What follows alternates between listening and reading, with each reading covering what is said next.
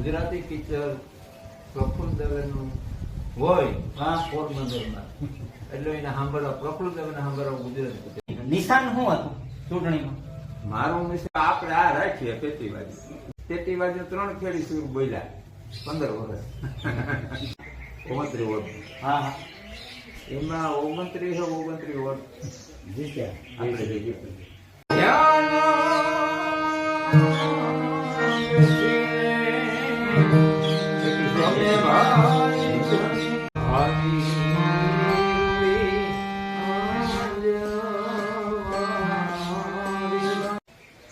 જય કમિયા દર્શક મિત્રો, સિંગર માલદે જેઠવા ચેનલમાં આપ સૌ દર્શકોનું હાર્દિક સ્વાગત છે.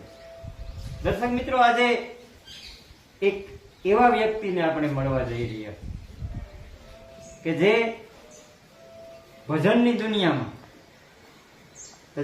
જેમનું નામ છે, પણ ભજનની સાથે સાથે રાજકારણમાં પણ સંકળાયેલા. એટલે આપણી ભાષામાં કહીએ તો સંતવાણી અને રાજકારણના સમન્વયમાં એ વ્યક્તિએ પોતે રાજકારણી તો છે, છતાં પણ સંતવાણીને એક ઔષધની જેમ પી લીધી. એટલે રાજકારણ અને ભજન બંનેનો સમન્વય એટલે એ માણસ. તો એ માણસ, એ જ વ્યક્તિને, એ જ વડીલને મુખેથી જ આપણે એમનો પરિચય કેળવીએ. કારણ કે બેયનો એક પર્યાયવાચી શબ્દ, સમાનાર્થી શબ્દ ભજન અને રાજકારણ, એટલે એ વડીલ. તો એ વડીલના મુખેથી જ આપણે એનો પરિચય કેળવીએ. વડીલ રામ રામ. તો વડીલ, તમારા સ્વ મુખેથી અમારા દર્શક મિત્રને તમારો પરિચય આપો. તમારું નામ? મારું નામ દેવસીભાઈ અને માધુપુરનો વતની. તમારી સરનેમ? કરગટિયા. બરાબર. અને તમારું ગામ? મારું ગામ પોરબંદરની બાજુમાં ખાપર. જૂનું ગામ ખાપર? ખાપર. આ મારું મોસાળ ગામ છે, મામાનું ગામ. વાહ વાહ. અને માવદિયાનો માણસ છે. બરાબર. હા હા. આવા જે નાથભાઈ માના સામે બેઠા ને, હા હા. એને પૂજાય છે નાથભાઈ. વાહ વાહ. એનો ભાણે. વાહ વાહ. હા. તો તમારું નામ દેવસીભાઈ. તો દેવસીભાઈ, તમે ખાપરથી માધુપર આવ્યા મોસાળમાં, એને કેટલો ટાઈમ છે? મારો જન્મ અહીં માધુપર. બરાબર. તો મારી હું 6 મહિનાના પેટમાં મારી બાના. હા હા. અને કઈ સંજોગ અનુસાર મારા બાપુજી મારા બાનું છૂટું કરી નાખ્યું. ઓહ, બરાબર. એટલે મામા યાદ. વાહ વાહ. બરાબર. તો દેવસીભાઈ, જે તમે મોસાળમાં આવ્યા, બરાબર, અને તમારો અભ્યાસ કેટલો? મારો 7 પાસ. 7 પાસ. પછી હાઈસ્કૂલમાં ગયો નહીં. તાલુકામાં ગયો. તો દેવસીભાઈ, તમે અભ્યાસમાં કેમ આગળ ન વધ્યા? પછી થોડું કામ મન ઓછું. પછી મને ખટારાનો શોખ હતો. હા હા. મારા મામા બધા, મારા કેશુ મામા, મારા રામ મામા ટ્રક ચલાવતા. બરાબર. અને હું ભણવા જતો. હા હા. હાથમાં આવ્યો ને, હા હા. પછી આ પાણાની ગાડી ભરે, એમાં હું સાનો મોટો છોડી જાઉં.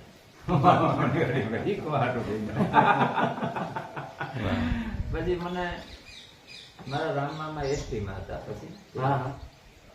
પેલા ગાડીમાં જતો એના કહ્યું એ કે તારે ગાડી નથી. હા. પાનની કેબિન એમને બનાવી. બરાબર. શરૂઆત પાનનગર લેતી. વાહ વાહ વાહ.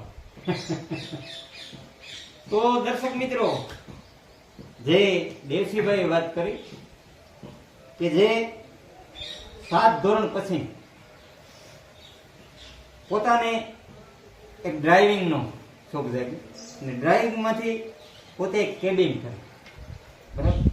હવે દેવસીભાઈ, જે તમે કેબિન કરી, બરાબર, તો તમને આ ભજનની દુનિયામાં કેદી પગ મેલ્યો તમે? શરૂઆતથી પછી કેબિન કરી ને, હા, હા. પછી બાજુમાં અમારે એક ભીખુભાઈ કાના કરગટિયા. વાહ વાહ. એ શનિવારે ભજન કરે પોતાને ઘરે? પેલા એની ગામમાં દુકાન હતી ફરસાણની. વાહ વાહ. આપણે ઓલા ખોજાની પાસે, બરોબર. હા. દર શનિવારે અહીંયા ભજન કરે. હમ. પછી અહીંયાથી ભજન પૂરા થયા પછી અહીં મઠીએ કરતા. હા. પછી ભીખુભાઈની દુકાને આનંદ પરોઠા આવતા ટાણે છે. હા, હા. ન્યાય ચાલુ હતું. ત્યાંથી જ ભજન હતું. અને અમારું જૂનું મંડળ હતું. વાહ વાહ. અમે ને 50 રૂપિયા લેતા આખું મંડળ ભજન કરી આવીએ.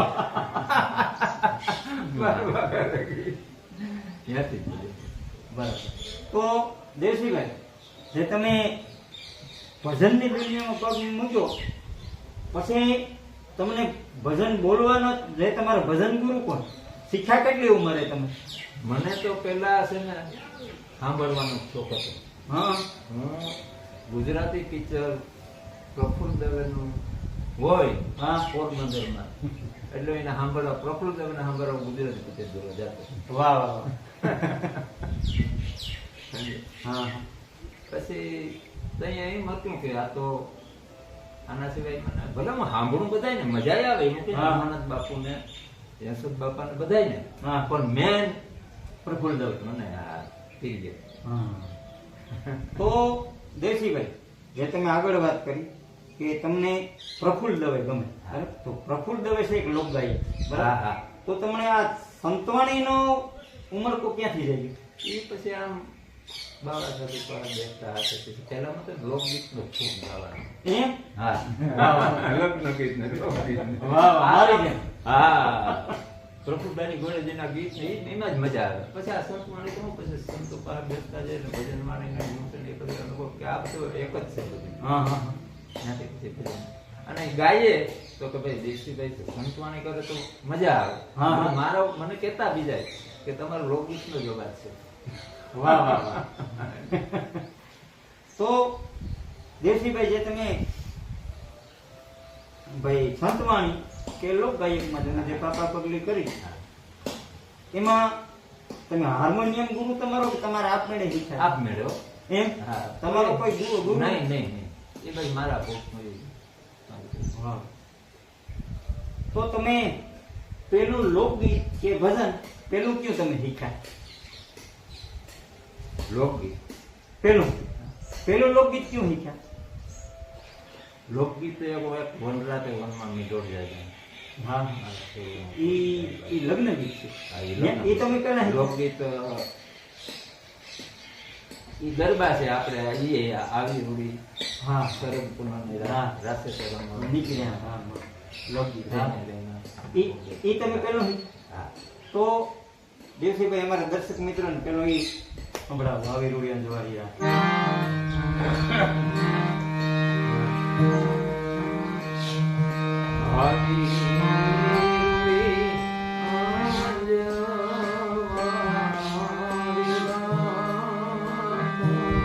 વાહ વાહ.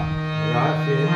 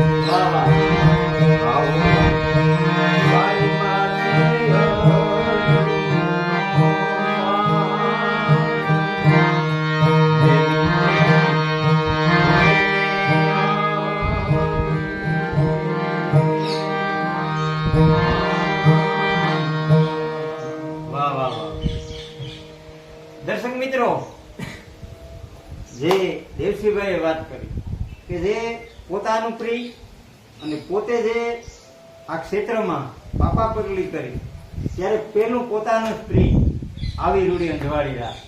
અને દેવસીભાઈ હું ન ભૂલતો હોય તો નવરંગ સુંદરીનું ગીત છે. હા હા, આવી રૂડી અંજવાળી, ઉપેન્દ્ર ત્રિવેદી સ્નેહ. હા બરાબર. અને દર્શક મિત્રો, સુંદર મજાનું જે દેવસીભાઈએ જે લોકગીત આપને સંભળાયું, આવી રૂડી અંજવાળી રાત રાતે રમવા નીચેના માણા. તો દેવસીભાઈ, આ લોકગીત પછી જે તમે ભજનની દુનિયામાં પગ મૂક્યો, તો સૌ પ્રથમ ભજન તમે ક્યું બોલ્યા હતા સ્ટેજ ઉપર, અને તમારું પ્રિય?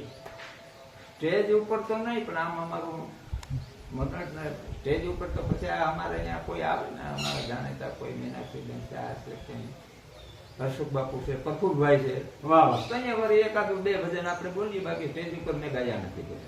એમ તમે જે તમારી દુનિયામાં જે તમે ભજન બોલ્યા, હા. એ પેલું ભજન તમે ક્યું બોલ્યા, ને તમને પ્રિય ભજન ક્યું, એ અમારા દર્શક મિત્રોને સંભળાવો.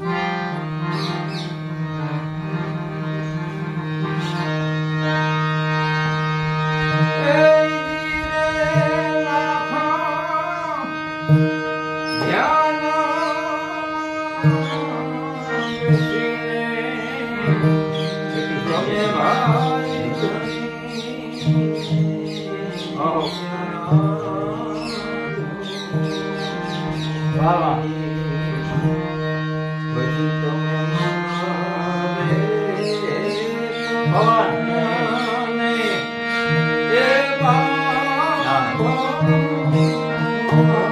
આ દેવસીભાઈ,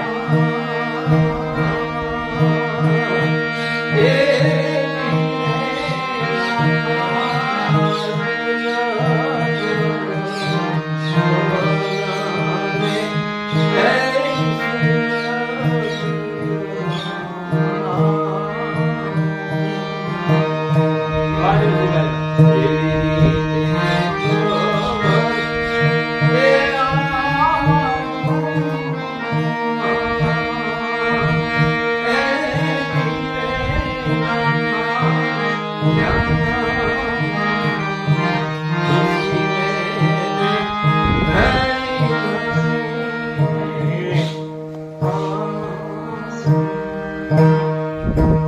વાહ વાહ વાહ. દર્શક મિત્રો, જે દેવસીભાઈએ એક સુંદર મજાનું લાખાનું ભજન સંભળાવ્યું, પણ દેવસીભાઈ, તમને હું એ પ્રશ્ન કરીશ, મેં વાત સાંભળી કે તમે રેડિયો આર્ટિસ્ટ? હા હતો 5 વર્ષ, હા હા, પછી નપાસ કે થયો પાછો બીજી ભેગું છે. બરાબર. એટલે તમારા જે તે વખતમાં રેડિયો પર ભજન આવતા? હા. વાહ વાહ.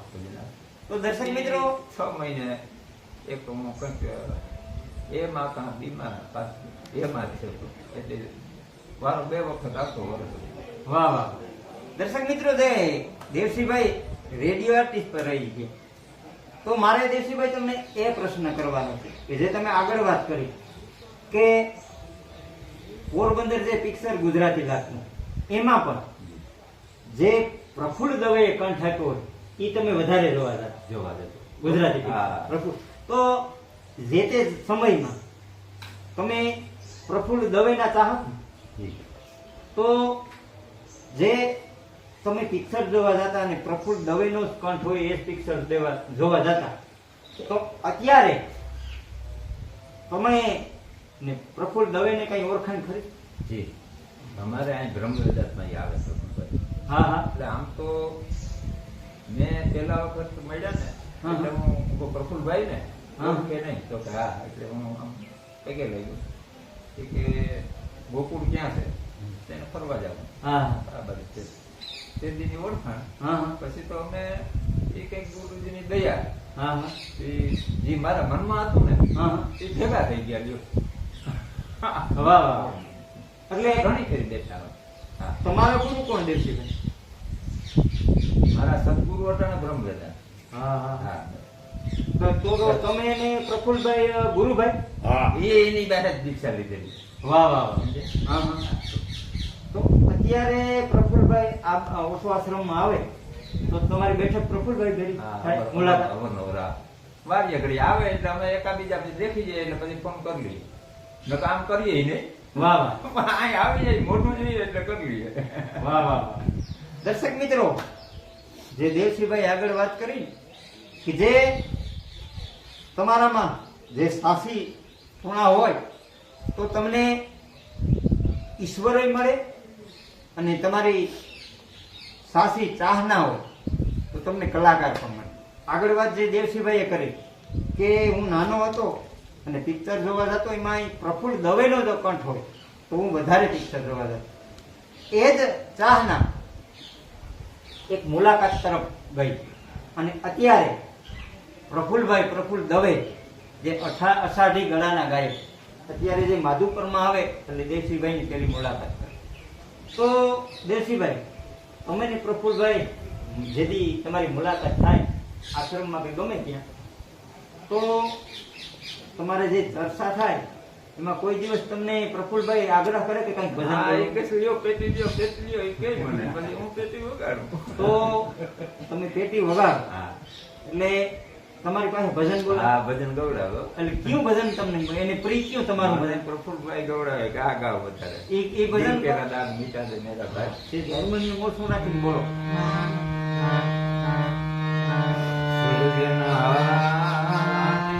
હા હા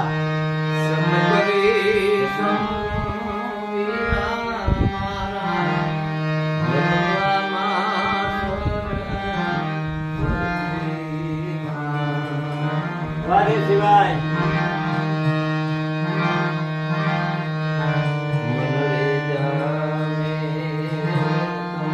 હા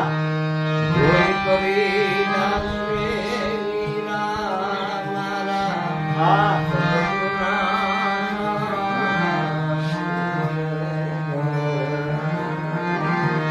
વાહ.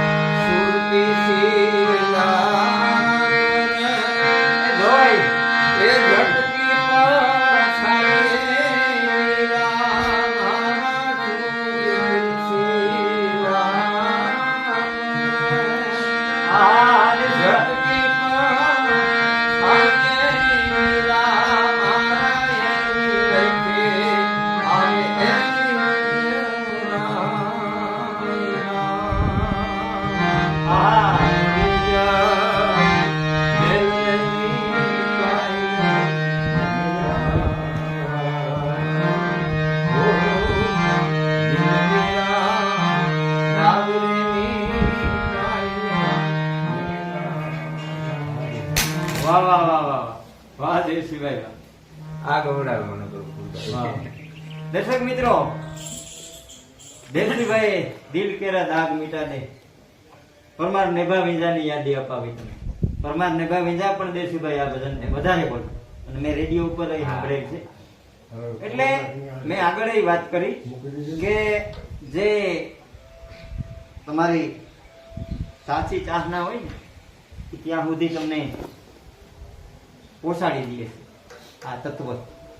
તો દેવસિંહભાઈ, અમારા દર્શક મિત્રોને તમે ભજન સંભળાવ્યું, જે લોકગીત સંભળાવ્યું, તો તમને લગ્ન ગીતો ફાવે? હા, લગ્ન ગીત ફાવે એક બે. તો અમારા દર્શક મિત્રોને એક લગ્ન ગીત સંભળાવો, કારણ કે લગ્ન ગીત મને બહુ પ્રિય છે.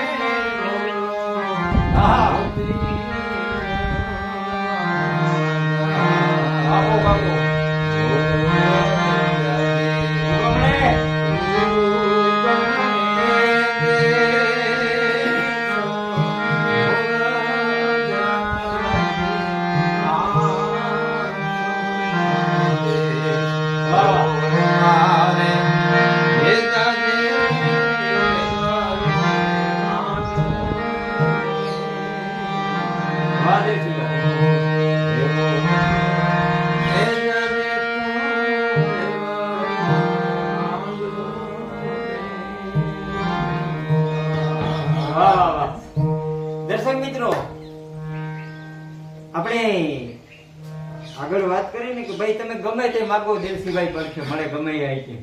લોકગીત, ગરબા, લગ્ન ગીત, ભજન, તો આમ જોઈએ તો ખાને જ કહેવાય એક અમારા ઘેડનો ઘરેણું કહેવાય દેવ.